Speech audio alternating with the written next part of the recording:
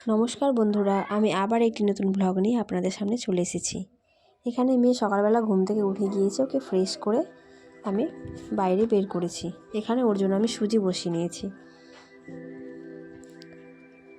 আর এখানে আমার জন্য শুধু চা, আর ওর জন্য হালকা গরম জল বসিয়ে দিলাম।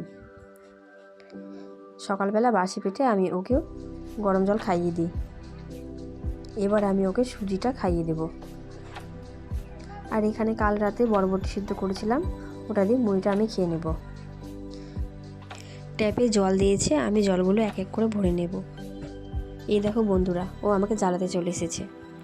এবার আমি স্নান করে পুজোটা সেরে নিয়েছি।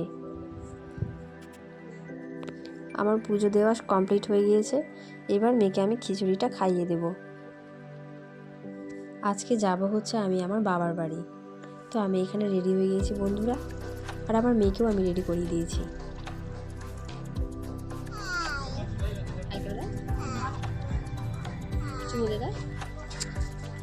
আমরা টোটোতে উঠে গিয়েছি।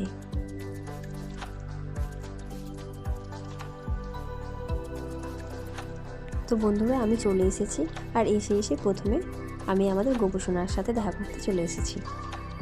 আর আমার মিঠাই রানী আমাকে পেয়ে খুব খুশি।